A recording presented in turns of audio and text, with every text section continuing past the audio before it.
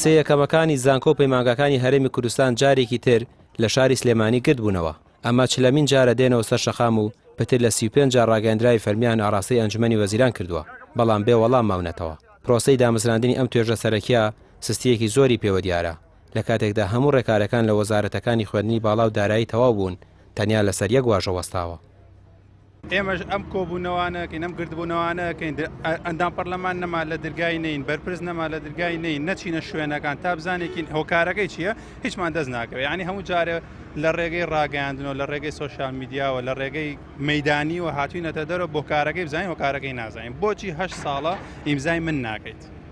8 ساڵە من قەی ناکەم، من دوو مناڵم هەیە لە ماڵۆ دامناون چاوەڕێن ئەوەی بەرهەمەکانی من بخۆن، بۆچی بۆمان ناکەن؟ بەرهەمەکانمان نەخۆن. من دوو خوشکەزام هەیە کە من خۆم ئەوائیل بووم هاتمە دەرەوە لە زانکۆ لەوان تووڕا بووم ئەبێ یەکەم بن، دووەم بن، تا سێمیش قەینە.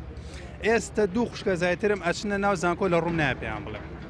گاڵتەم پێگەڵێن تۆ 8 ساڵە تەواوت کردو چیت بۆ کرا تا ئێمە هەوڵی خوێندن بین. یعنی ئەگەر خۆم ئێستا بچوومایەت و حانی تەلەبایەتی و کاتی زانکۆ قەنەعەت کە وازمەیە. هاوکاریمان دامەزراندنە وەکو دەرچۆ سێ یەکەمەکانی عێراق ئێمەش مافی خۆمانەکەدا بمەزرێن و چەند ساڵێکی زۆرە لەو مافە بێبەش کراوین لە ساڵی 2007 بۆ 8 هەتاوەکو ئەم ساڵیش کە 9 وەجبە ئەکات و 16,000 سێ یەکەمین و ساڵ بە ساڵیش ڕێژەمان زیاترە بێت و دامەزراندنمان قورسترە بێت. ئێمە ڕاستیوان نزیکی 8 ساڵە ئەوانی کە پێش ئێمەش وەجبەی 7 بۆ 8 9 ساڵە چاوەڕێن هەتاوەکو ئێستا هێشتا نەگەشتمە مافی یاسایی خۆمان. ئەو کاتوا بڕیار بوویمە یەک قەراری یەک ئیمزای کۆتایی ماوە لەو کاتۆی مەر چاوەڕێ ئیمزای کۆتاییان ئیمزای ناکرێت. ئیمزای سەرۆکی حکوومەتی هەرێم کە ئیمزایەکە و کۆتایی بە کەیسەکەی بوو تاینبینەوە. دەرچوان سەرۆکی حکوومەتی کاربڕێکەر بە کەمتەرخەمی سەرەکی دەزانن لە واژۆنەکردنی بڕیارەکەیان. لە ناچاریدا ئەم جارە ڕویان کردوتە بەغدا و داواکاریەکی فەرمیان گەیاندۆتە دەست ئەندامانی ئەنجومەنی نوێنەرانی عێراق بۆ ئەم مەبەستە و بەدەداچوون بۆ کێشەکەیان.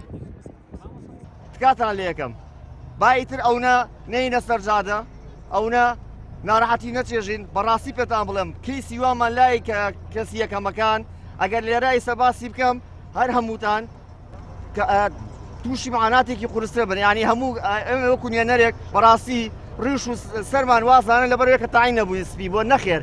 باوەڕکەن هەمووی لە معاناتی ئەو کەیسانەیە کە یەکەمەکانە تکایە بە دامەزراندن تەنها ئیمزای سەرۆکی حکوومەتی ماوە. وەکو جاری پێشوو ساڵی 2023 دوای 2 مانگ مەینێرن دوای حکوومەتی عێراقی بڵێ من بوو جەم سابت کردەوە ناتوانم جێتان کەمەوە. ئێستا بۆیە ئێمەش لێرە کۆبوونێتەوە ئەنجامانی ئەنجومەنی عێراق وادیان ناوە کە لەگەڵمانە لەگەڵ حکوومەتی هەرێم بە زووترین کارناوەکان بنێرن و لە موازنە جێما بکرێتەوە. ئامانجی نوێی سێ یەکەمەکان ئەوەیە لە ڕێگەی پەرلەمانتارانەوە فشار دروست بکەن تا لە یاسای بودجەی گشتی ساڵی 2027دا شایستەی دارایی و میلاکی پێویست بۆ دامەزراندنیان تەرخان بکرێت و کۆتایی بەم چاوەڕوانێت تا لە 8 ساڵیە بهێنرێت. ڕامیار عوسمان کەناڵی پێیام سلێمانی.